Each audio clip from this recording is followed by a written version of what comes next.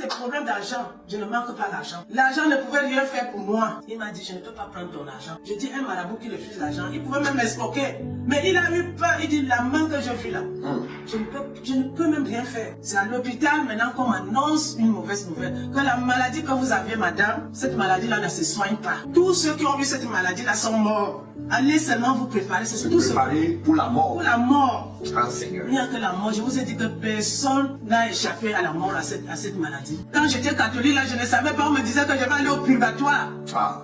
Et c'est au purgatoire qu'on va me sanctifier là-bas. Et je vais aller au paradis. Après avoir lu les messes des funérailles des morts. On sait qu'on a seulement crucifié le Fils de Dieu. C'est tout. On a compassion de lui, on pleure pour lui. Comment on peut crucifier quelqu'un comme ça, qui n'a rien fait, alors que c'était pour un but. On ne dit pas. On ne nous dit pas que c'est pour un but. C'est pas pour rien qu'il a accepté de mourir sur la croix pour nous. Pour nos péchés, il a pris notre place. On ne nous dit pas. Qu'il a porté nos péchés, on ne nous dit pas. Que même nos maladies, il les a portées. Personne ne nous dit. Nous sommes dans l'ignorance. On vit dans l'ignorance. Le jour-là, j'ai fini de pleurer. Pleurer. Maintenant, je respire maintenant. Je monte maintenant sur le lit. Je me couche. Dieu attend d'abord quand tu es d'abord tranquille. J'étais tranquille. Après au moins 1 heure du temps, j'entends une voix qui dit, tu ne mourras pas. Si tu vois l'an 2000, tu ne mourras pas. On était en 99, je m'en souviens très bien, je ne peux pas oublier. Si tu vois l'an 2000, tu ne mourras pas. Je dis, ça parlait tellement, c'était fort. Je me suis réveillé, ça m'a réveillé. Tu ne mourras pas, tu ne mourras pas. Où va venir le médicament? Je suis à la maison. Tu ne comprends rien. Je ne comprends rien. On ne m'a jamais dit que Dieu parle. On ne peut pas te dire à l'église catholique que Dieu parle. Dieu ne parle pas. C'est nous qui parlons. Dieu lui ne répond jamais. Toi qui étais rongé. On devrait opérer, changer. Maintenant ils ont trouvé, un autre fois ils ont amené pour faire l'opération maintenant. Ils ont constaté que en réalité ton foie est restauré. Il y a une guérison miraculeuse.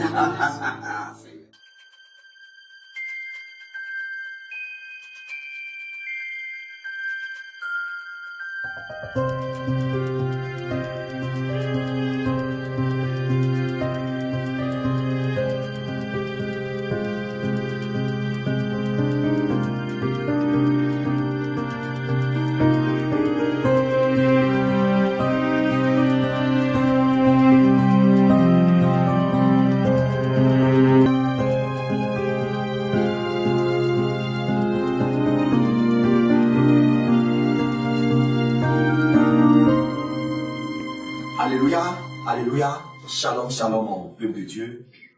Je vous salue dans le précieux nom de Jésus-Christ de Nazareth, le Dieu de toute chair, Dieu de toute âme, Dieu de tout esprit, celui qui règne d'éternité en éternité. Je suis votre bien-aimé, l'évangéliste Jean Gratien, responsable du groupe Jésus revient. Le Seigneur nous a fait grâce de recevoir en ce moment notre sœur, notre maman Matt, qui a un grand témoignage à partager avec le peuple de Dieu, ce que le Seigneur lui a fait, d'où le Seigneur est allé la sortir pour la mener sur son chemin, comment le Seigneur a impacté sa vie. Elle veut partager ça avec le peuple de Dieu. Alléluia. Et sans plus tarder, nous allons prier pour recommander ce témoignage entre les mains du Seigneur. Prions. Seigneur Jésus, Dieu très très saint, Papa, nous te confions ce témoignage. Nous te confions ta servante. Seigneur, tu as fait de grandes choses dans sa vie qu'elle veut partager à ton peuple. Seigneur Jésus, nous te prions, Papa, de la remplir de ta présence, Seigneur. Seigneur, tout ce qui sortira de sa bouche, Seigneur, soit des témoignages qui édifient ton peuple. Tous ceux qui vont écouter, Seigneur, ce témoignage, soit édifiés, Papa, et que, Seigneur, tu augmentes leur foi au travers de ce témoignage. Seigneur Jésus, Papa, tous ceux qui vont écouter, nous te prions encore de les visiter, de les délivrer, de les guérir, Seigneur Jésus, et que toute la gloire te soit rendue au nom de Jésus-Christ. Amen. Alléluia. Servant de Dieu, sois la bienvenue sur le plateau de la chaîne Jésus revient TV. Amen. Le Seigneur t'a fait de grandes choses que tu as déjà partagées avec nous et ça nous a vraiment édifié. Et nous aimerions que tu partages avec le peuple de Dieu, ceux qui suivent la chaîne Jésus revient TV. Alléluia. Amen. Et est-ce que d'abord, si tu as une petite chanson, la chanson, on va t'étendre un peu l'atmosphère. Alléluia. Je donne gloire, gloire, gloire à l'agneau. Je donne gloire, gloire, gloire à l'agneau. Je veux te dire que je t'aime, mon Seigneur, mon Jésus. Dans ton amour suprême, tu as pourvu pour mon salut. Je suis libre de te louer, de tout mon cœur t'adorer. C'est mon désir de me prosterner devant celui qui m'a sauvé. Je donne gloire, gloire, gloire à l'agneau. Je donne gloire, gloire, gloire à l'agneau.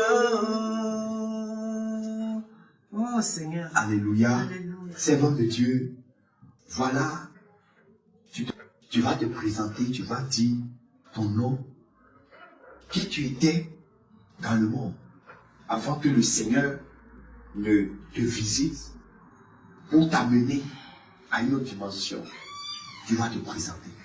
Alléluia. Amen. Oui, homme de Dieu. Je suis la sœur Marthe. Je vous salue, mes bien-aimés. Je voudrais témoigner pour la gloire de Dieu. Alléluia. Je vous ai témoigné l'amour de Dieu. Je voudrais témoigner la miséricorde de Dieu, ce que Dieu a fait pour moi. Alléluia. C'est ça que je veux témoigner aujourd'hui. J'ai tellement gardé ça longtemps. J'ai cette opportunité, c'est un privilège. Dieu m'a fait grâce aujourd'hui pour que je puisse encore témoigner son nom. Je remercie le Seigneur. Je lui dis merci pour tout ce qu'il a fait pour moi.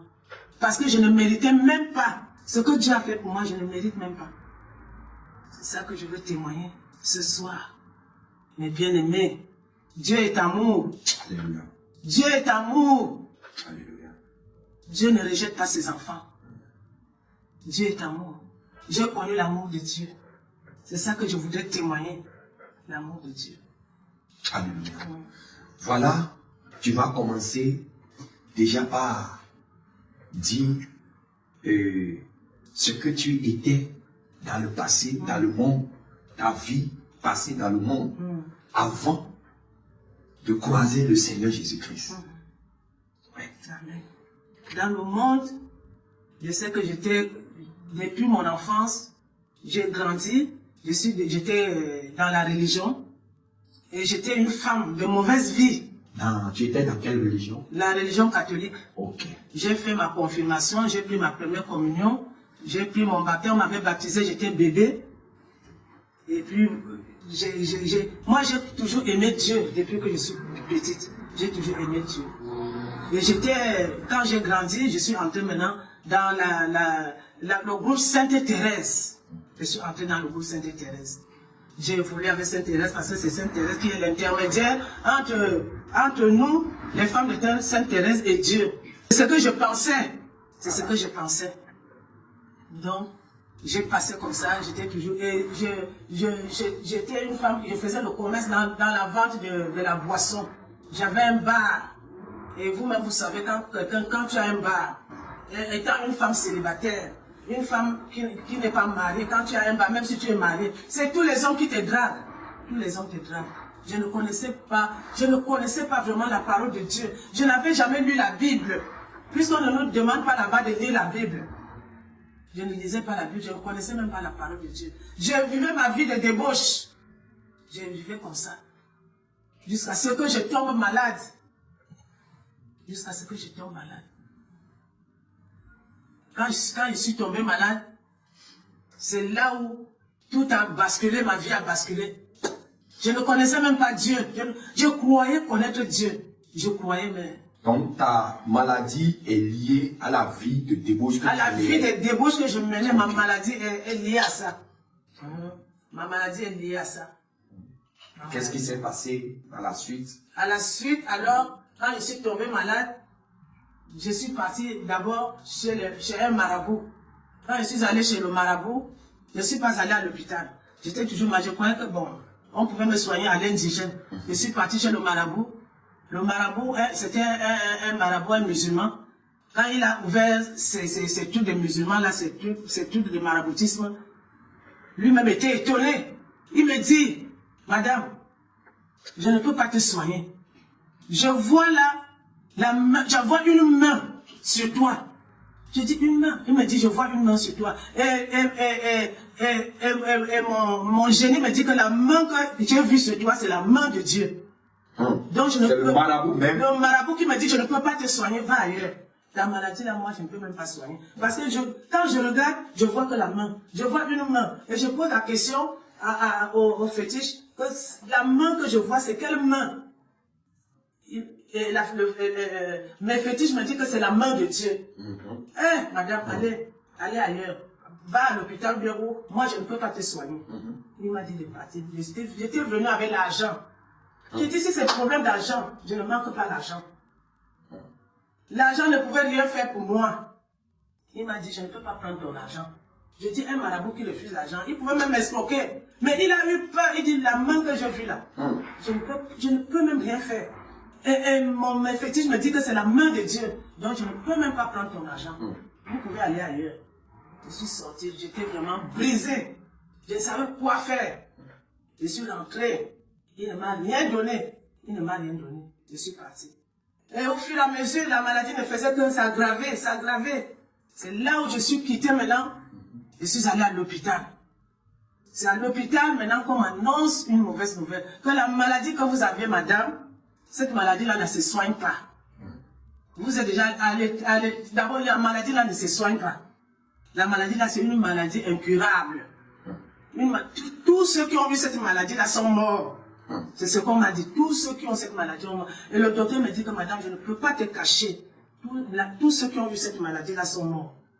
Donc, ce que je ne peux pas vous garder à l'hôpital. Rentrez à la maison, allez seulement vous préparer. Allez seulement vous préparer. C'est tout préparer pour la mort. Pour la mort. Ah, Seigneur. Il n'y a que la mort. Je vous ai dit que personne n'a échappé à la mort, à cette maladie.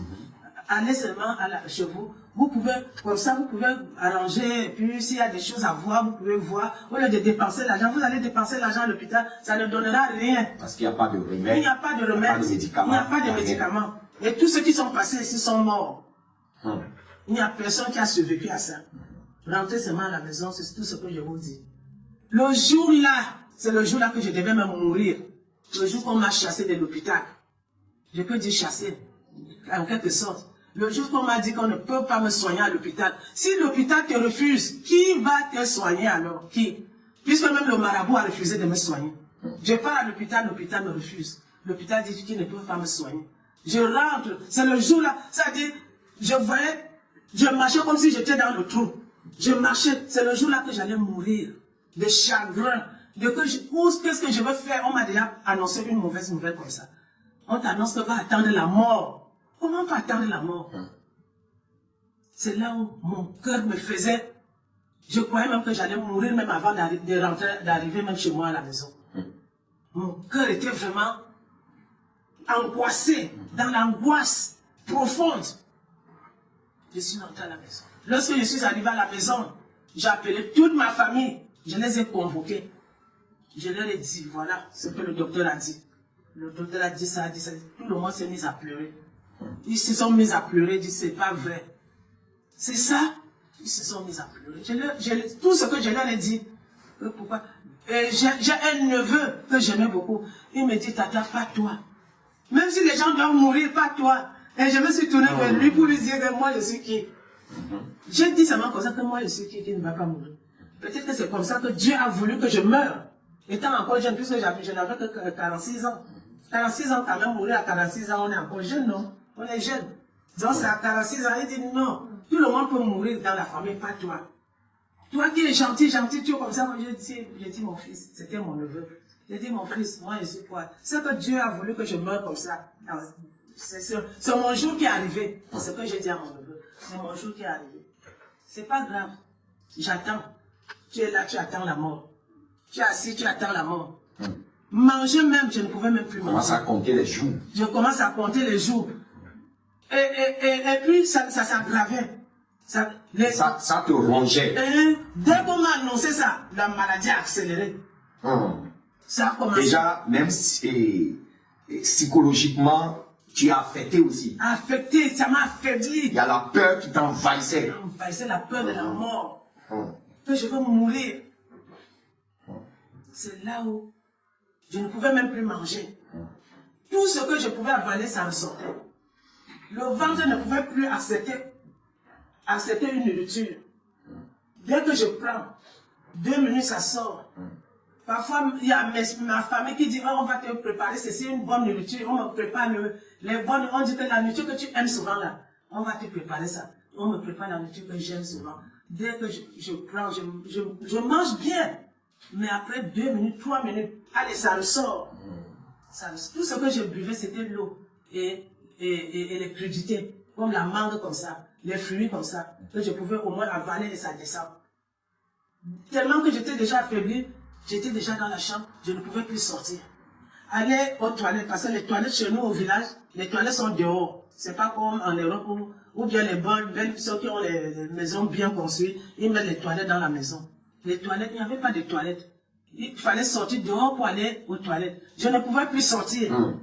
Et on a fait un pot, on a pris un seau, on a mis à côté de mon lit. Donc je descends, je faisais tout dans la chambre. Tout dans la chambre. Tellement j'ai maigri.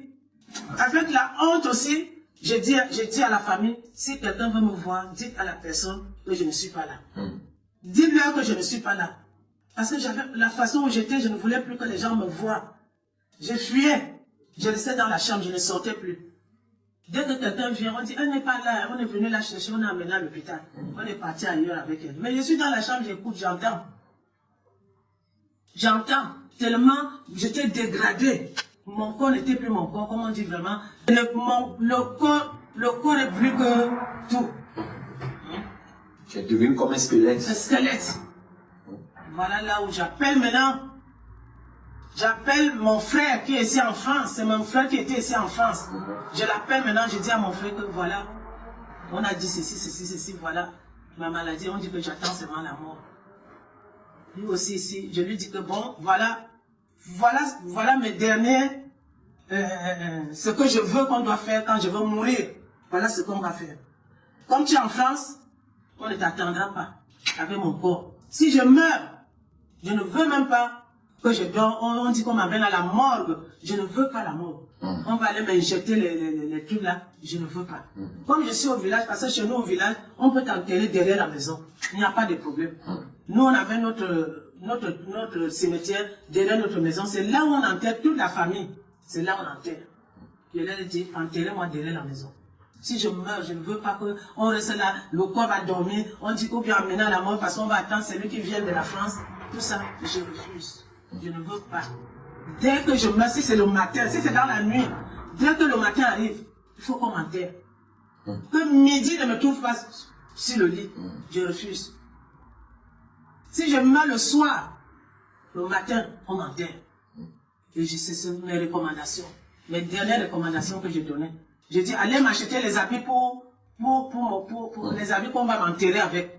Tu prépares? Je prépare déjà, oui. Ton funérail toi-même. Je prépare mon funérail moi-même.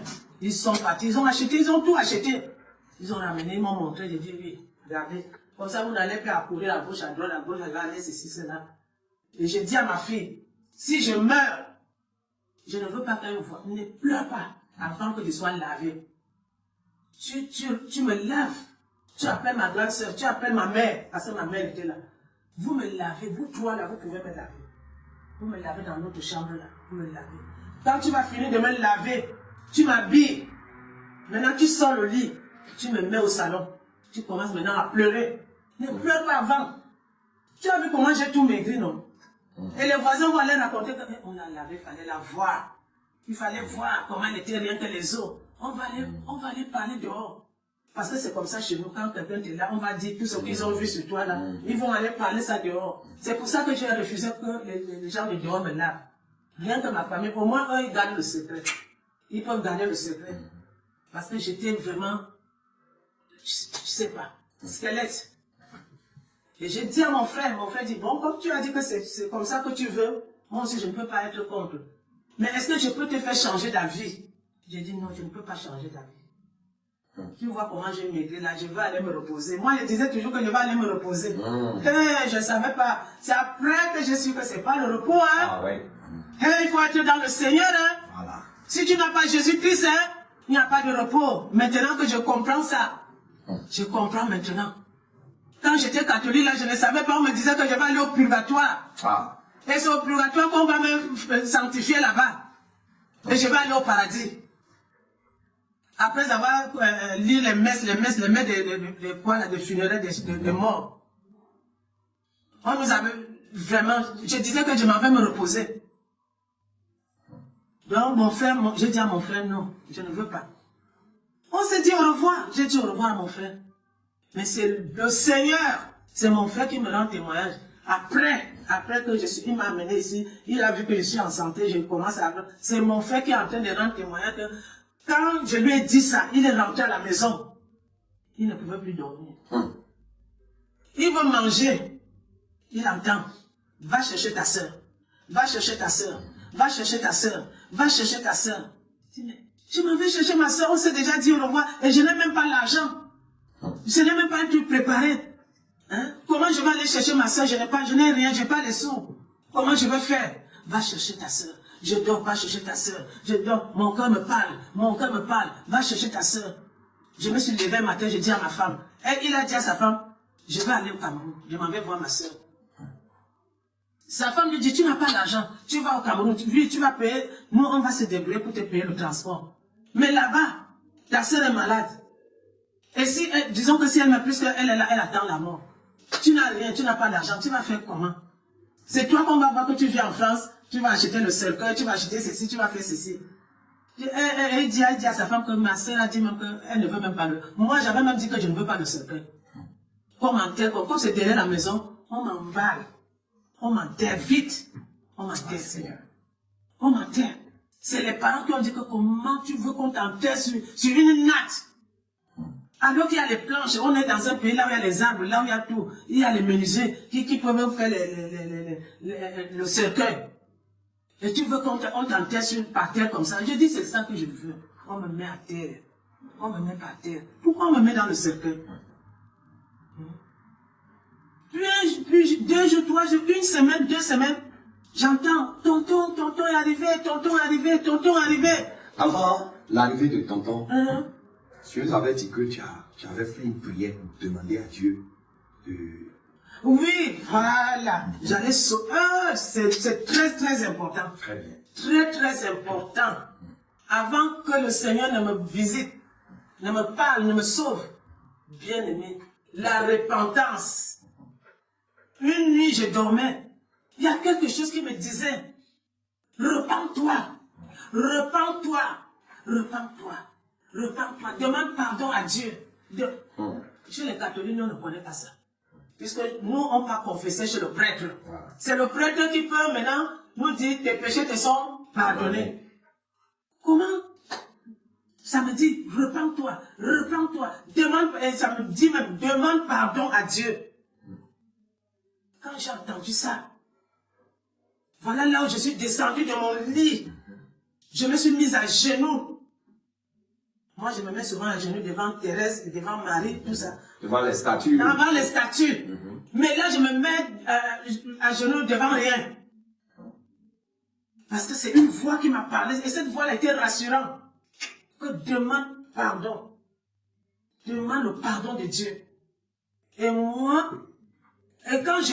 avant même que la voix ne me parle, je priais d'abord Dieu sur mon lit que, Seigneur, prends-moi.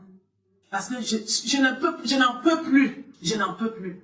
Je n'en peux plus. Je souffre tellement. Je souffre, j'ai mal partout.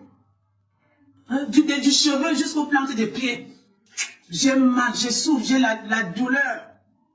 J'ai dit, pardon, Dieu, je sais que tu existes, tu es là, c'est toi qui m'as créé. Je t'en supplie, prends-moi pour que j'aille me reposer. Prends-moi pour que j'aille me reposer. Prends-moi. Mon Dieu, s'il te plaît, prends-moi pour que j'aille me reposer. Prends mon âme, parce qu'on m'avait dit que, parce que moi-même je cherchais un médicament pour boire et partir.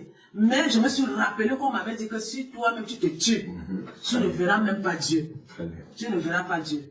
On m'avait dit ça. Mais donc, tu étais fatigué. J'étais fatigué de la maladie. Vous savez, quand vous souffrez, quand les gens souffrent, ils préfèrent la mort. Ils disent qu'avec la mort, ça va, la souffrance va finir. Je ne sais pas qu'après la mort, si tu n'es pas dans le Seigneur, c'est encore plus le feu. Tu vas aller en enfer. Avec le péché ne peut pas entrer au paradis. Un pécheur n'entre pas au paradis. Mais moi, je ne le savais pas. On ne m'avait jamais parlé de l'enfer. On me parle seulement du purgatoire. On me parle du paradis. Mais aucun jour on ne m'a pas parlé de l'enfer à l'émission, à l'église catholique. Jamais. On disait toujours que Dieu est amour. Dieu est amour. Dieu ne peut pas amener les gens en enfer. Dieu aime tout le monde. Dieu n'amène pas les gens en enfer.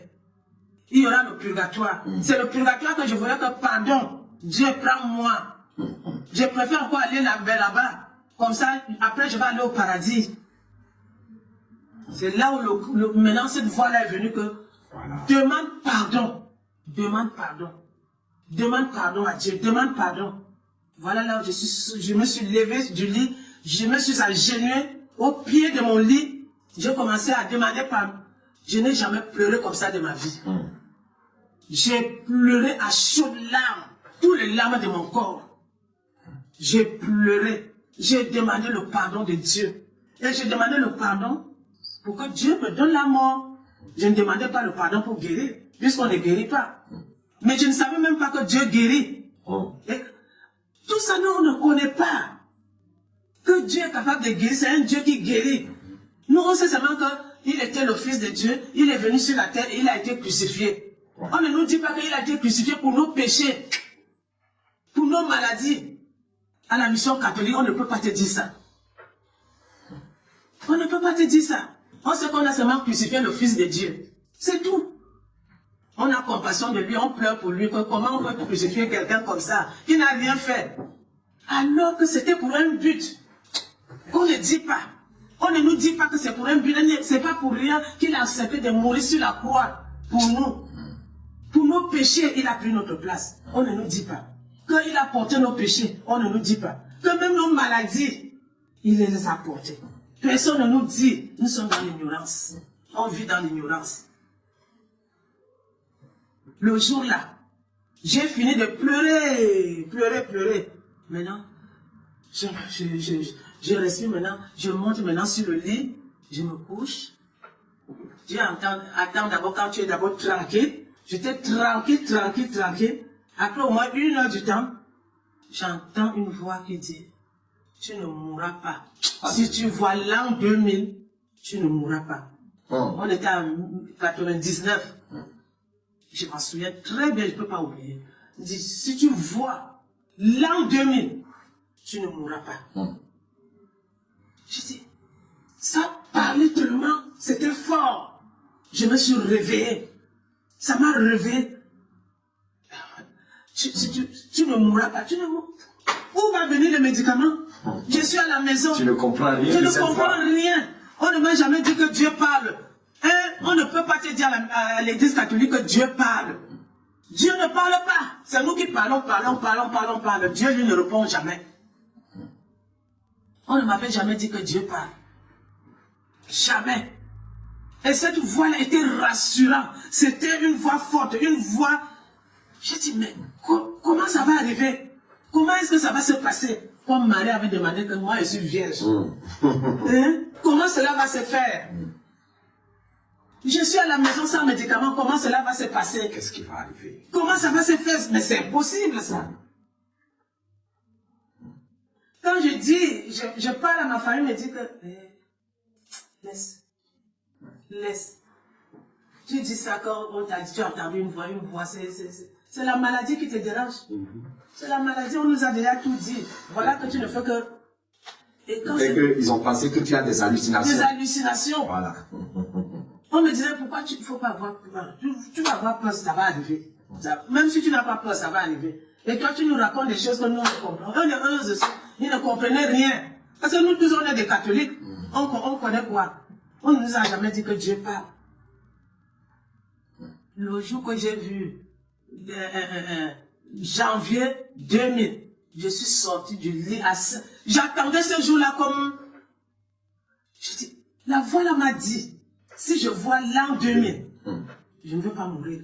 Donc j'attendais l'an 2000. Est-ce que tu te rappelles du mois dans lequel la voix te parlait? La voix me parlait, c'était... Je crois que c'était novembre. Novembre. Fin novembre. Ok. Début décembre. Quelques jours. À quelques jours, oui. Janvier. Oui. Peut-être en décembre, c'était en décembre. Les gens ont fêté décembre, j'étais là. Je dis, est-ce que janvier va arriver?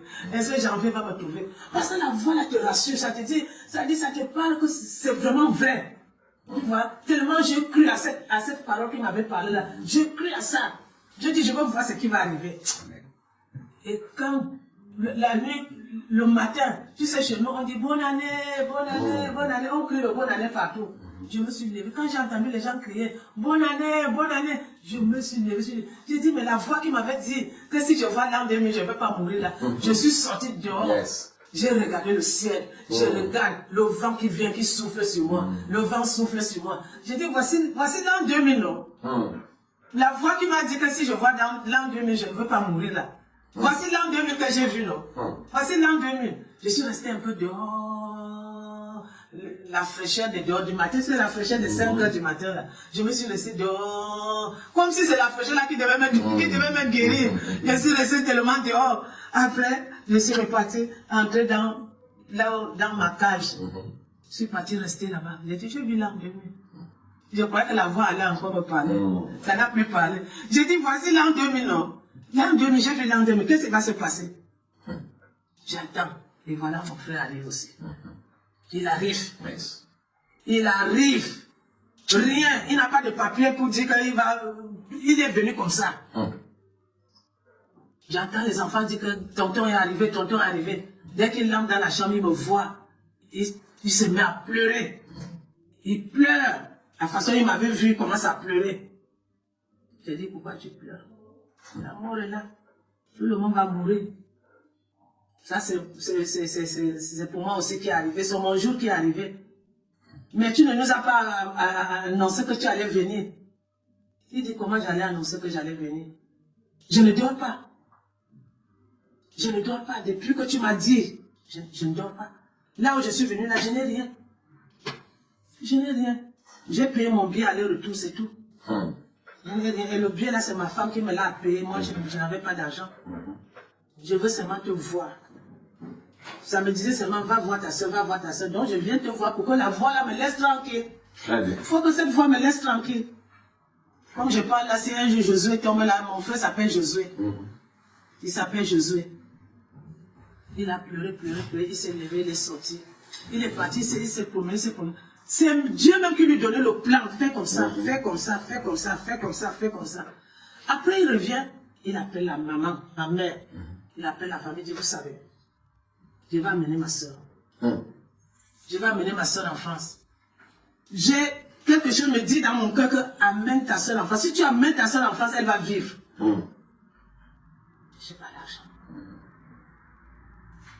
La maman s'oppose. Ma mère s'oppose. Ma mère dit non. Regarde l'état là où elle est. Est-ce que c'est l'état où quelqu'un va monter dans l'avion, faire 6 heures, parce que ma mère même était déjà venue en France, elle connaît la longueur, elle connaît comment c'est long. Elle dit elle-même là, elle ne va pas supporter. C'est entre tes mains là, même dans l'avion là, qu'elle va partir. Laisse-moi ma fille ici. Elle meurt, je l'enterre. Elle meurt, je l'enterre. N'amène pas ma fille ailleurs. Et tu dis même que tu n'as pas l'argent. Si elle va mourir là-bas, comment tu vas faire pour amener son corps? Et comme il est conduit par Dieu, il dit, maman, ne t'inquiète pas. Si ta fille là, elle meurt là en France, Je veux ramener son corps. C'est après quand on cause, elle dit, est-ce que j'avais même l'argent? Ma soeur, est-ce que j'avais même l'argent? Je ne sais pas ce qu'il me disait de parler comme ça. C'est là où elle a commencé à faire les démarches. Elle me dit, ah non, je vais essayer d'aller faire, on va faire comme ça, on va faire comme ça. Elle m'a mené pour aller en ville pour aller faire le passeport. Et on dirait qu'un vent a soufflé sur moi. J'ai eu la force. Wow. J'ai eu une force. J'ai commencé à marcher. Et j'ai commencé à manger un peu. Alléluia. J'ai commencé à manger un peu. C'était une surprise. Elle mange. J'ai commencé à manger un peu. Elle a fait tout ça. Nous sommes partis maintenant à l'ambassade.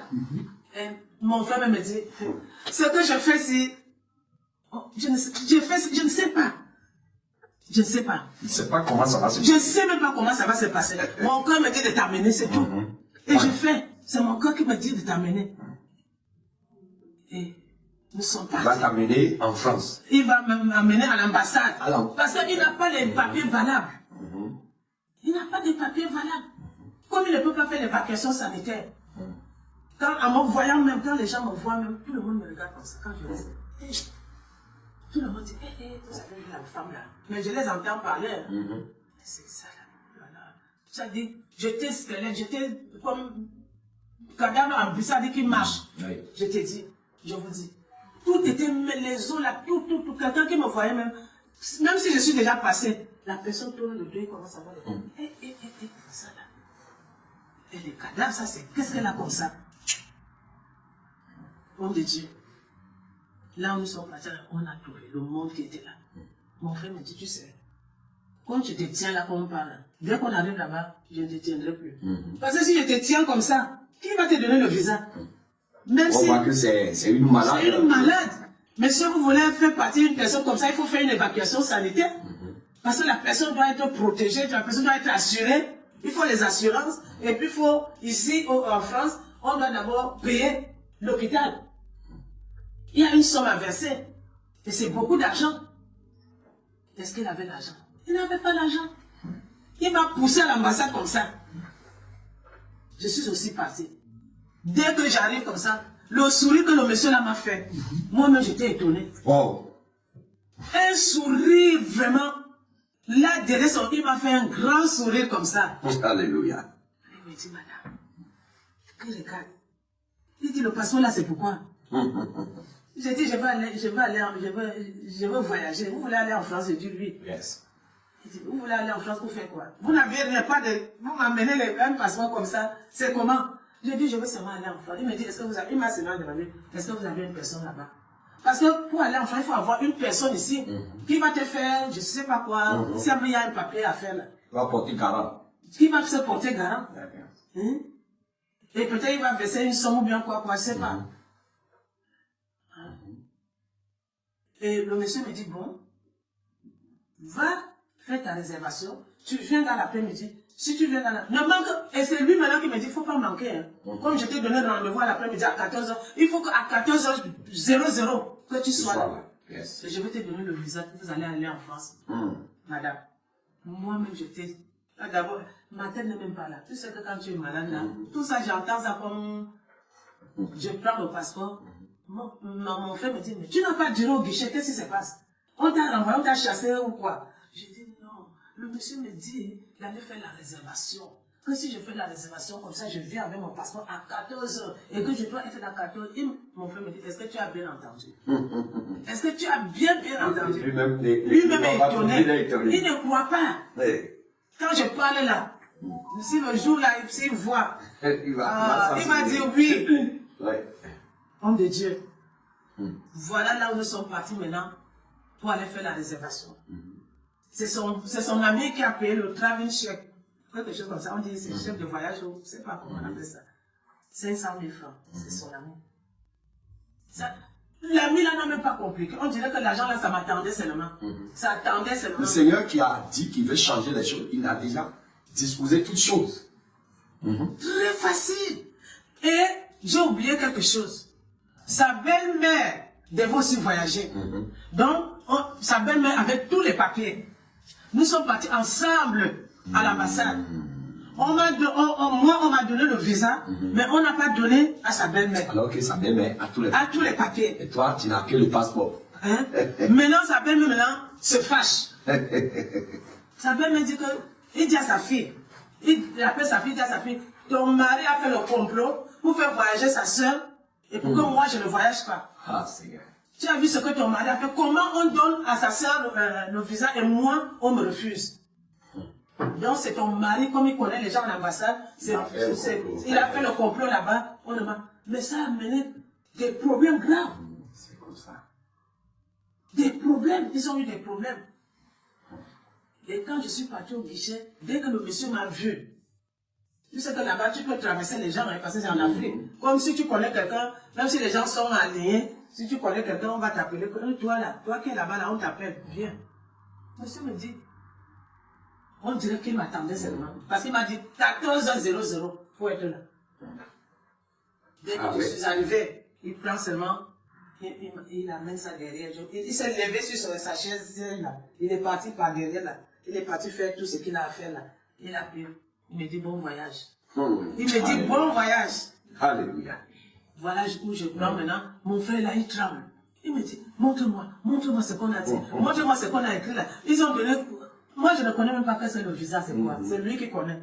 Dès qu'il fait comme ça, j'entends comment il écrit.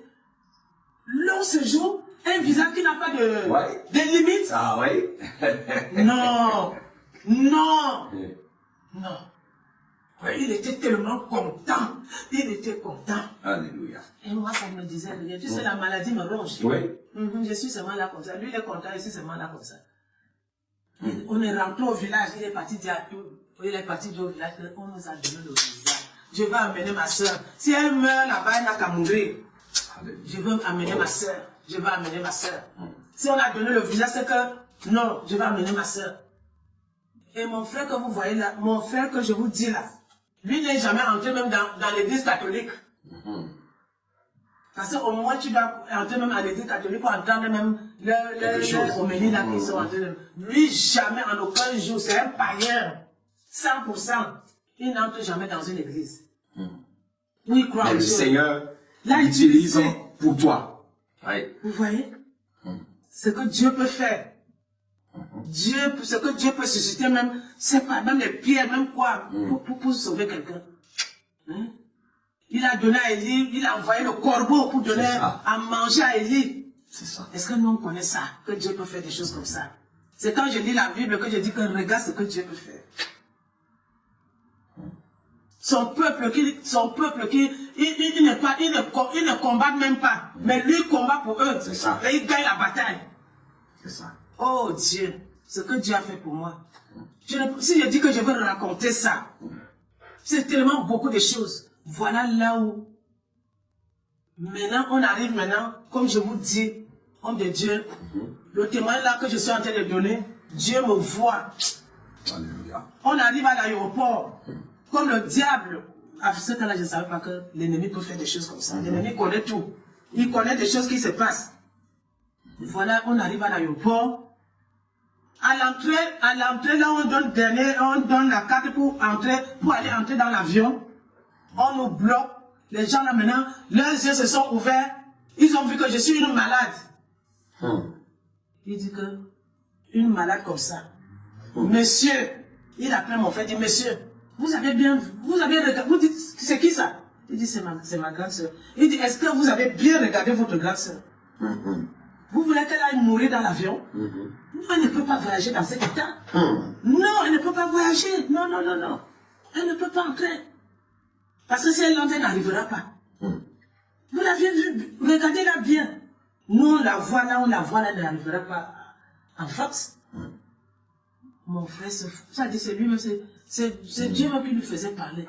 Il a commencé à dire, mais madame, vous êtes Camerounais, vous êtes au Cameroun. Nous, on va en France. La France me donne le visa à ma soeur. Et j'entre dans un avion Air France. La France donne le visa. Et vous dites que ma soeur ne va pas entrer, qu'elle va mourir. Comment vous savez qu'elle va dire non? Nous, on voit. Nous, on voit. Toi, tu n'as pas les yeux pour voir. On voit son état. C'est là où ils ont dit que, bon, comme vous insistez, monsieur, on va aller voir le directeur de l'aéroport. On va à la police. Il y a des complications. Maintenant, on va aller voir le directeur. Si le directeur accepte que tu amènes ta soeur, tu l'amènes. S'il n'accepte pas, tu as annulé. Il dit, madame, vous ne pouvez pas annuler. J'ai le visa, vous ne pouvez pas. Et il a accepté, il a dit, oui, on y va. Ils sont partis, il me dit, assois-toi là, parce que toi, tu ne peux pas marcher. Je me suis assise là. Pendant ce temps-là, les gens sont en train de partir. Il leur dit que si l'avion n'a pas, il me laisse ici. Avec ma soeur. Ils sont montés vite, aller voir le commissaire de l'aéroport. Il dit, il faut que tu ailles signer un papier là-bas. On arrive devant le commissaire, ils ont dit au commissaire, voilà, on a vu, si vous voyez cette femme, cette femme n'arrivera pas. Elle n'arrivera pas. Elle est tellement malade. Mais ce monsieur va amener, ça ne va pas. Et le commissaire dit, tu veux vraiment amener, comme on me raconte là, tu veux l'amener comme ça, si quelque chose arrive dans l'avion, tu sais combien on paye le corps qui meurt dans l'avion, que tu as amené comme ça. Monsieur, on a commencé à le menacer, qu'il doit avoir peur. Il dit, monsieur le commissaire, si elle meurt, même si c'est combien de millions, je veux payer. Est-ce qu'il a même l'argent? Il dit, même si c'est combien de millions, moi, pas la foi. Pas la foi, je vais payer. Et le commissaire dit, tu me signes un papier. Très bien. Il dit, oui, il a accepté. Et il a signé une décharge. Il a signé. Donc c'est pour dire combien la maladie était avancée. C'était sérieux. Il a signé le papier. Et ils ont pris le papier. Puis il dit, bon, comme tu nous as signé un papier, tu te portais garant. On ne va pas dire que c'est les Camerounais qui n'ont pas bien surveillé les gens. Voilà, nous, tu as fait une décharge. Allez, vous pouvez partir. C'est là où... Il restait même un peu que l'avion, on ferme seulement la porte là. On attend encore les gens, tout le monde, parce que quand ils coupent là, ils comptent les gens. Ils voient qu'il manque encore. Il me dit, allons, vite. On dit, dépêchez-vous. On venait déjà de loin, dit, dépêchez-vous. Nous sommes rentrés dans l'avion. On s'est assis maintenant dans l'avion. Dès qu'on a fermé l'avion, quand l'avion est parti, lui me dit, même comme ça, il avait toujours peur. Il dit, tu as entendu ce qu'on a dit, que tu ne vas pas arriver. S'il te plaît, ne dors pas. Reste éveillé. Faut pas dormir. C'est fort. C'est fort, faut pas dormir. Comme je ne pouvais pas manger, tout ce qu'on donnait là dans l'avion, là, je ne mangeais même pas. C'est même l'eau. Je bois l'eau. Je bois l'eau. Et quand je donne un peu, il me secoue. Ah, ça veut dire oui, ça va. Et on va un peu, il me secoue. Ça va, je dis oui, ça va. Ça va, je dis oui, ça va. Jusqu'à ce que, quand on est arrivé, j'étais toujours, comme je suis fatiguée, seulement j'ai envie de dormir. Dès qu'on est arrivé à l'aéroport, qu'on est arrivé en France, j'entends quand même me dire, regarde sur le truc, il dit, on est arrivé, regarde, c'est la France. Il dit, regarde. Dès que je regarde, on voit la lumière partout. Je dis, c'est grand, la France là. On a atterri, quand on a atterri, il me dit, tu sors vite, dès qu'on a atterri, comme tu n'es pas mort là, va mourir même à l'aéroport là-bas en bas. Sors. On est sorti. Il me presse, il dit, ne me presse pas. Je risque, tu sais, je ne marche pas fort. On va doucement. Je vais arriver, alors. On est parti, il m'a mis quelque part, il est parti me laisser quelque part. Il m'a amené, celui qui faisait tout, il faisait tout. Il a appelé ses amis. Les amis sont venus. Dès qu'ils m'ont vu, hey, Josué, tu as amené ta soeur. Ouais, elle est très malade. Il leur dit que je ne l'amène pas à la maison. Elle va directement à l'hôpital. Je ne l'amène pas à la maison. Si elle peut mourir là pour la... Je préfère encore qu'elle aille. Ça doit aller arriver à l'hôpital. Dès qu'on a pris la voiture, ils m'ont pris dans la voiture, ils m'ont amené directement à Ambroise Paré. L'hôpital qu'on appelle Ambroise Paré. Et c'est là-bas qu'ils m'ont amené. Dans son quartier là-bas, à Boulogne. Dans le 92. Ils m'ont amené. Et puis, dès qu'il m'a amené, il est parti au guichet là-bas. Il dit, voilà une personne qui est très très malade. Il est très très malade. Comme ça. Et puis ils sont venus, m'ont regardé. Ils disent, elle est très malade, elle est très malade. On est parti, on a pris le brancard. On est venu, on m'a mis sur le brancard là. Allez, on m'a amené. On m'amène. Et c'est maintenant lui qui les explique. On me demande, je les explique. Ils ont commencé à m'amener, à faire, dire non, ça, on ne peut pas laisser ça. C'est grave ça. Parce qu'on est arrivé le matin. On fait les examens, on fait ceci, on fait les examens, on monte, on descend avec moi toute la nuit, toute la journée, on descend. Tous les examens. Eux-mêmes disent que non. c'est grave. Eux-mêmes disent que c'est grave. Que c'est grave. On ne sait pas. Ils lui ont dit qu'on ne sait pas si elle va vivre. Nous, on va essayer. Nous, on va essayer parce que là où elle est là, le stade là où elle est venue là. Mais on va essayer. La France est bien parce qu'on ne peut pas laisser quelqu'un. On va toujours essayer de faire quelque chose. Dès que je suis venue, ils ont fait tout, ils ont fait tout. Ils ont essayé, ils m'ont amené la nouvelle. Et après, ils m'ont dit qu'il y a quelque chose, il y a le foie qu'on doit changer. Parce que ton foie n'arrive plus à travailler. Le foie ne fait rien. Et quand le foie ne marche pas, il faut changer, il faut enlever le foie. Et puis on te donne un autre foie. C'est comme ça qu'on fait. Et ici, c'est pas facile. Tout le monde est sur la liste d'attente. Tout le monde est sur la liste. Je ne sais pas si tu vas tenir jusqu'au bout. Ils m'ont dit que on ne sait pas si tu vas tenir jusqu'au bout. Parce que c'est pas facile de trouver. Parce qu'il faut aussi qu'on trouve, même s'il y a le foie, il faut que ça soit ça soit compatible à ton sang. C'est ça. Oui. Et c'est pas facile. Mais on va te garder, on ne sait pas. On ne sait pas, parce que c'est déjà foutu. C'est déjà foutu. C'est déjà foutu. Parce qu'il y a déjà des tumeurs. Et déjà, ça a déjà atteint, les tumeurs ont déjà atteint là-bas. C'est ça que j'étais. Ils m'ont donné les médicaments. Et une fois, je voulais même mourir. Ils m'ont injecté, je ne sais pas ce qu'ils m'ont injecté. Ça m'a évanoui. J'ai seulement crié, au secours! Au secours! J'étais parti. Ils sont venus plein sur moi comme ça. Ils ont essayé de me réanimer. Ils m'ont réanimé. Quand tu vois le corps là, c'est-à-dire, mon corps est sorti comme ça et allé à côté de la porte. À côté de la porte. Moi-même, je suis resté ici. Je me vois ici. Comment ils sont en train de faire les trucs. Mais je suis là-bas. Mais je me vois. Ton âme te quitte déjà. Là. Après, quand ils m'ont réanimé, c'est venu une fois comme ça. Oui, encore revenu. Comme le souffle, c'est comme l'air. C'est ça. C'est venu entrer comme ça, vous. C'est ça. Et quand ça fait comme ça, comme l'air, j'ai ouvert les yeux. Oh, ils étaient contents. Après, ils ont commencé à me dire, ça va. Ils me disent, ça va. J'ai dit, oui, ça va. Ça va. C'est là où maintenant, il fallait maintenant, quand ils m'ont trouvé maintenant le foie là, et c'était vraiment après 2 mois comme ça, ils m'ont trouvé le foie. 2 mois, hein? 2 mois, ils ont dit, oh, tu as, quelle chance! Tu as la chance. D'abord pour le sang, je n'avais pas de sang. Ils voulaient me donner le sang. Mais le sang, une femme est venue s'interposer. Que non, ne la donnez pas le sang, laissez-la comme ça. Si elle devait mourir, elle allait déjà mourir. Elle va avoir le sang. Elle va avoir le sang. Le docteur dit, mais pourquoi tu dis ça? Le taux de sang qu'elle a là, c'est pas beaucoup. Puisqu'on doit toujours pomper son sang pour aller faire les examens, il faut qu'on pompe le sang pour aller faire les examens. Elle n'a pas de sang. On essaie d'enlever le sang n'est pas beaucoup. Il faut qu'on lui remette le sang, comme ça on enlève pour aller faire des examens partout. La femme dit non. Et la femme me dit, ne signe. Vraiment, ça veut dire que ce que Dieu fait, il faut que c'est Dieu qui intervienne. Parce que toi-même, tu ne dois pas refuser le sang. Si Dieu dit qu'on ne doit pas te donner le sang de quelqu'un, ça peut être comme ça. La femme me dit, ne signe pas.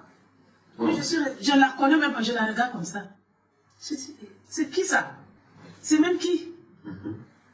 Et j'ai aussi, et le docteur m'a dit, vous ne voulez pas madame. J'ai dit, non, comme elle a dit que je ne dois pas signer, c'est bon. Je ne signe pas. J'ai remis les papiers. J'ai remis les papiers là. Vraiment. J'ai remis les papiers. 2 jours après, le sang qui est sorti, quand ils sont venus me prendre le sang, ah là là là, le sang a fait paf. Le sang est sorti. Ça dit, ça a poussé, ça dit, ils ont mis ça sur la veine comme ça. Le sang a poussé le bébé pour leur prouver que le sang est sorti. C'est quoi ça? Alors qu'il n'y avait pas le sang. Alors qu'il n'y avait pas le sang, c'était difficile. Il fallait prendre au moins 4 flacons, 4-5 flacons. Eux-mêmes, ils étaient étonnés. Ils disent, le sang là, ça vient d'où? Ça vient d'où le sang? Ça vient d'où? Et c'était facile. Dès qu'ils viennent me prendre le sang, c'est facile. C'est parti. Tout c'était bien, ça partait comme ça. Hein? Et quand on m'a fait les examens en disant qu'on m'a trouvé le foie, quand je suis parti pour faire encore les échographies, c'est là où le monsieur me fait l'échographie. Il est étonné, il dit, mais qu'est-ce qui arrive? C'est quoi ça? Il me demande, quel est votre nom? Je donne mon nom. Il regarde le dossier. C'est le même nom qui est sur le dossier. Mais il regarde sur l'écran. Mais ce n'est pas le foie qu'ils ont vu avant. Ils voient le foie qui était avant. Ils voient le foie qu'ils ont vu maintenant. Le foie, il n'y a rien dans le foie. Le foie est normal. Il dit, mais le foie est normal. Miracle. Miracle. Il n'y a rien sur ton foie. Donc on annule.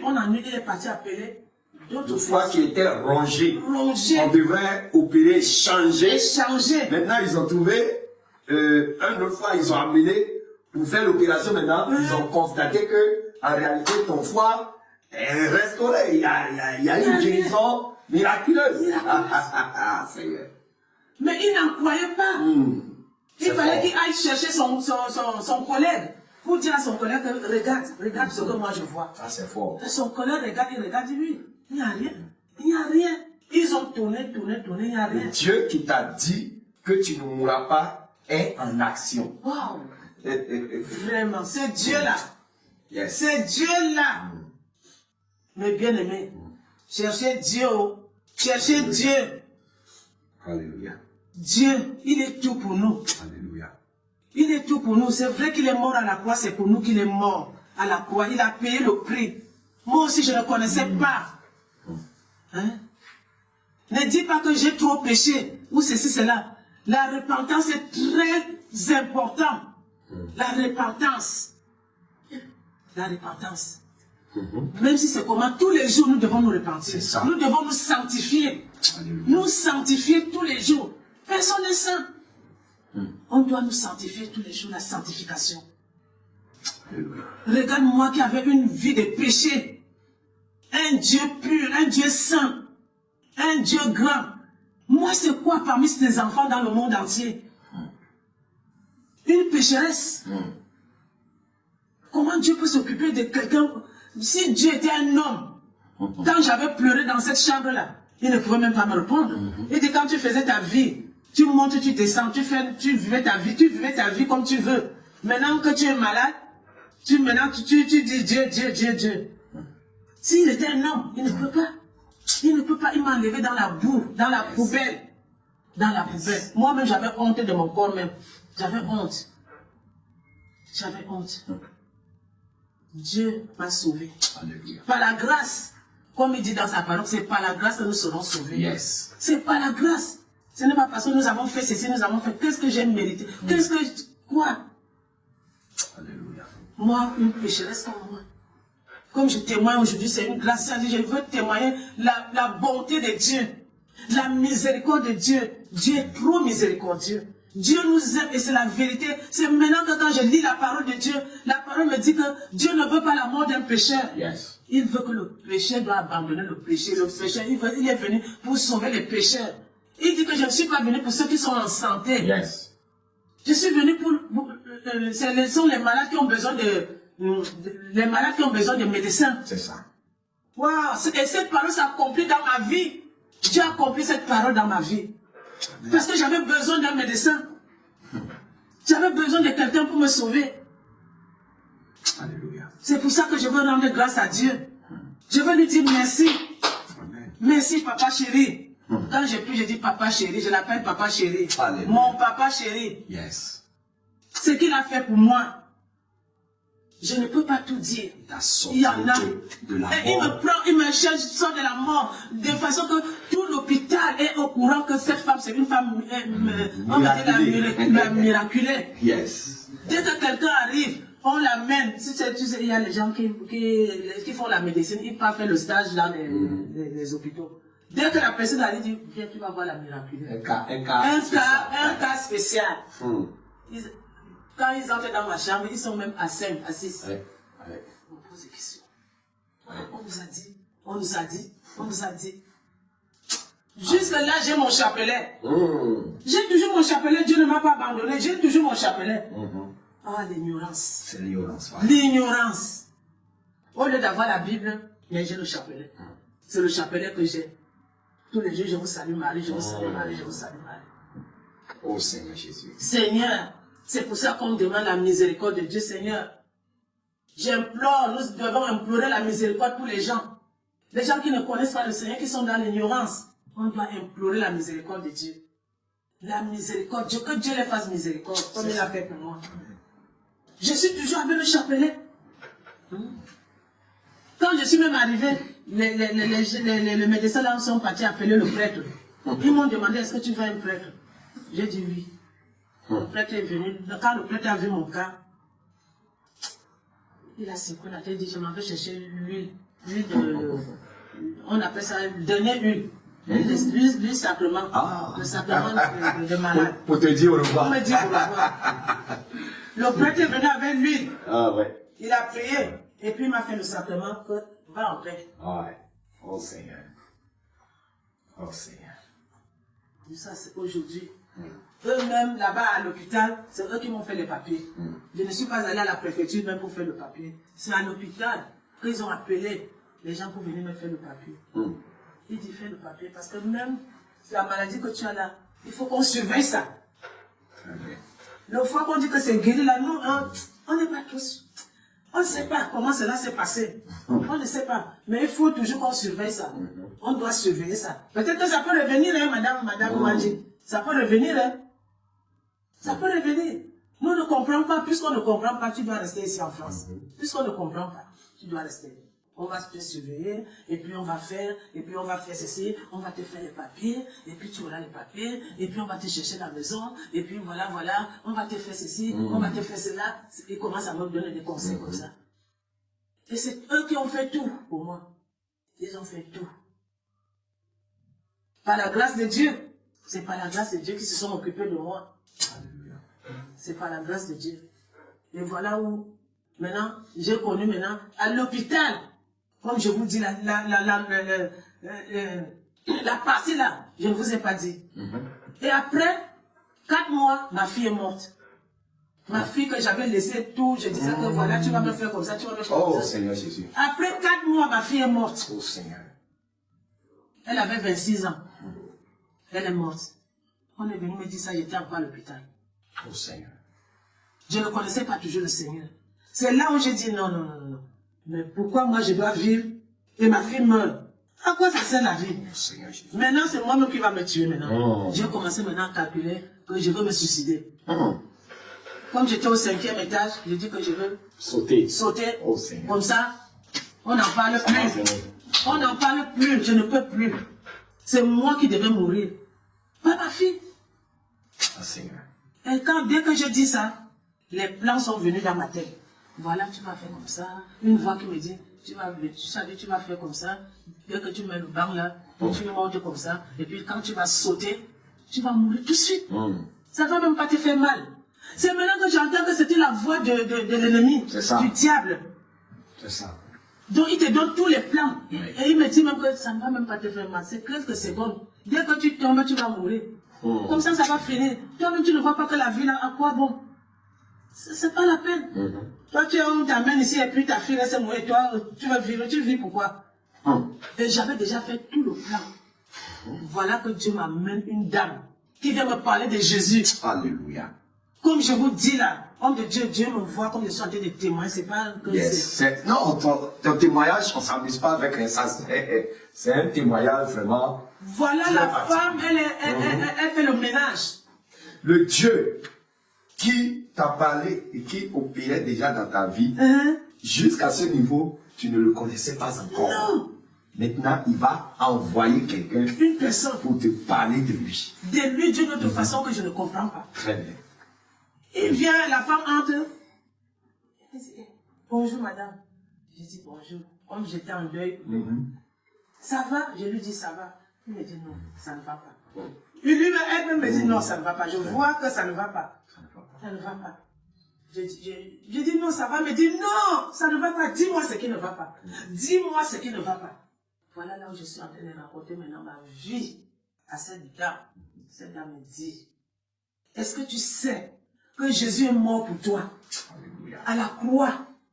Est-ce que tu sais que Jésus t'a racheté? Jésus a payé le prix pour toi à la croix. Alléluia. Pourquoi tu vas faire ça? Pourquoi? Est-ce que tu sais que Jésus t'aime? Jésus t'aime. Jésus t'aime. Est-ce que tu sais que si tu...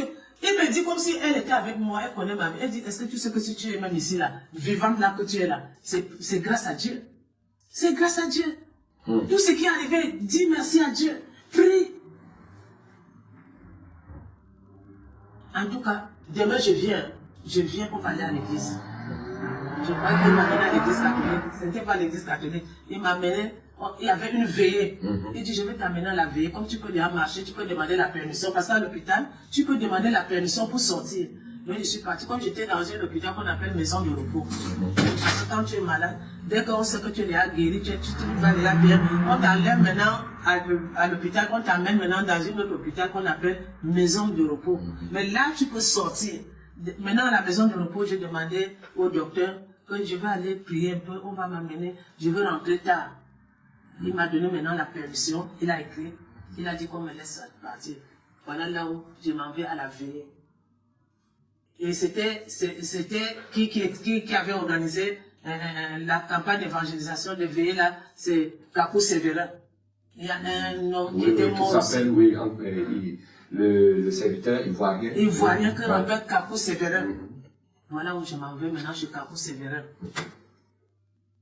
On a prié. Après, il dit, Dieu me parle d'une femme, une femme ici. Une femme ici, Dieu me parle de toi. Une femme ici, Dieu me parle de toi. Les gens, l'autre c'est là, dit, non, c'est pas elle. Elle doit être quelque part là. Dieu me montre qu'il y a une femme quelque part. Si tu es, bon, si la femme là, si elle est ici en France, c'est Dieu qui l'a amenée ici en France. C'est Dieu qui l'a amenée ici en France. Yes. Et puis, c'est sorti comme, elle vient dire, non, c'est pas elle. C'est pas elle. Puis, celle qui m'a amené, elle dit, peut-être que c'est toi, hein. Va un peu aussi, va là devant, va. Je dis, non, il me connaît où? Tu sais, je suis catholique, moi je ne connais pas ces choses-là. Je dis, il me connaît où? Peut-être il appelle les gens qu'il connaît. Il dit, non, va, il ne connaît pas. C'est Dieu qui est en train de lui parler là où il est là. Yes. Voilà là où je me lève maintenant. Dès que je viens, il dit, c'est elle. Yes. Maman, viens. Tu sors d'où? Maman, tu es où? Comment ça va, maman? Qu'est-ce qui se passe? Il commence à... Je commence maintenant à pleurer. Yes. Je commence à pleurer. Il me dit, Dieu me dit que si tu es ici, c'est lui qui t'a amené ici. Comment le monsieur l'a pu connaître? J'étais étonné comme ça. J'étais étonné. Il me dit, maman, ne pleure plus. Alléluia. Maman, ne pleure plus. Donne ta vie à Jésus. Donne ta vie à Jésus. Et j'avais... la chaîne de croix. Voilà, le crucifix. Le crucifix là. C'est lui qui avait coupé ça. Dès qu'il a vu le crucifix là, j'avais fait le fil noir là, j'ai mis le crucifix en bois. Bois d'ébène. Yes. C'est noir comme ça, bois d'ébène. Il dit, qui a un ciseau là? Qui a un ciseau? On est parti chercher le ciseau. On a coupé. Yes. Ils sont jetés à la poubelle. Yes. Et puis j'avais mon chapelet. Tu es venu jusque-là avec le chapelet. Avec le chapelet. Moi, je croyais que tout le monde utilisait ça. Je ne savais pas. Ah, ça allait avec le chapelet là-bas. Je marchais. Ça dit le chapelet là était pour voir comme quelque chose qui me garde. Ouais. Comme si je me sépare de ça, quelque chose va m'arriver. Oh, c'est le fardeau de ta vie même ça. Wow, vraiment. Et j'avais du mal. Quand on m'a jeté le chapelet là, ça m'a fait du mal dans le cœur. Tu n'as pas supporté. Je n'ai pas suivi. Je dis, mon chapelet, oh, je veux faire comment, mon chapelet. Dis, maman, le chapelet ne sert à rien. Toi, maman, qui m'écoute en ce moment, toi aussi, tu as le chapelet dans ta main et tu as placé toute ta confiance sur le chapelet. Tu as mis toute ta foi dans le chapelet. Je te dis, le chapelet ne peut pas te sauver. Je te dis la vérité, le chapelet ne peut pas te sauver. C'est un fardeau religieux que l'ennemi a mis sur ta vie. Il faut te débarrasser de ça. Ce chapelet, ce n'est qu'un objet. Et quand on met ça dans le feu, ça brûle. Il n'y a pas la vie dedans. Jésus n'est pas dans le chapelet. Jésus-Christ, il est ici, il est dans sa parole. C'est le jour où tu vas commencer à méditer la Bible, la parole de Dieu, que tu vas réellement connaître la voix du Seigneur. Le chapelet, c'est un fardeau religieux. Que les religieux, ils t'ont donné ça pour t'arracher la Bible, pour que tu ne connaisses pas la vérité. Ils savent que quand tu vas jeter le chapelet, pour commencer par lire ça là, tes yeux vont s'ouvrir et tu vas sortir de leur religion pour emprunter la vraie voie du salut. Débarrasse-toi de ton chapelet, il faut brûler. Si tu ne peux pas brûler, amen, on va brûler pour toi. Parce que tu as besoin du vrai Jésus. Jésus n'est pas religieux. Jésus n'est pas dans chapelet. Jésus n'est pas dans une statue. Jésus-Christ, il est dans sa parole. Et vous connaîtrez la vérité vous affranchira. Tu as besoin de connaître la vérité. Le jour où tu vas connaître la vérité, tu vas accepter la vérité, tu vas jeter tes chapelets. Alléluia. Voilà, alors, c'est là où j'ai commencé maintenant. Il a coupé le chapelet Oui. et tout ça. Ça m'a fait mal. Parce qu'on est attaché à ça. Oui. Nous, les catholiques, Toute ta vie, c'est ça. Ces chapelets-là, tu ne veux même pas qu'on t'enlève ça. Ouais. C'est comme c'est ça qui te garde, c'est ça qui te protège. Oui. Alors que c'est Jésus qui nous protège. Oui. C'est l'ange de l'Éternel qui nous protège. C'est ça. Quand tu es avec Jésus, Jésus envoie ses anges pour te protéger. Partout là où tu es, Jésus est avec nous. Il est auprès de nous, il est à côté de nous. C'est pas le chapelet. Marie, Marie, Marie, je vous salue Marie. Tout le temps, je vous salue Marie. Et puis notre Père, je crois en Dieu Tout-Puissant. Non! Dieu, c'est pas le chapelet. Dieu est l'Esprit. Amen. Dieu est Esprit. Alléluia. C'est pour ça qu'il faut prier Dieu, parce que Dieu est Esprit. Dieu, c'est pas le chapelet. C'est ça. On ne voit pas Dieu, on ne s'attache pas à quelque chose. On s'attache à Dieu. Voilà, vous voyez, quand on croise Jésus là, vous voyez comment le langage est pur. Le langage est biblique, c'est ça. C'est ça. Dieu, c'est pas le chapelet. Donc, petit à petit, dans le Seigneur, j'ai commencé petit à petit à aller maintenant là-bas, dans la voie large. L'église est la voie large. J'ai commencé à partir, j'ai commencé à fréquenter l'église. Je suis quitté, je suis venu à Etam. On m'a changé de quartier. Je suis venu, j'étais toujours avec le Seigneur. Je portais les pantalons, je portais les perruques, je partais à Château d'Eau pour aller jusqu'à ce niveau, tu n'as jamais encore eu entendu parler de dépouillement et tout ça. Je n'avais jamais entendu parler de dépouillement. Très bien. Jamais. Je n'avais jamais entendu parler de dépouillement. C'est longtemps après que le Seigneur maintenant, par sa grâce, me parle d'aller témoigner. Yes. D'aller témoigner dans un sommeil, je dormais. J'entends encore la voix qui m'avait parlé au pays, que tu ne mourras pas. La même voix qui me dit, lève-toi, va témoigner.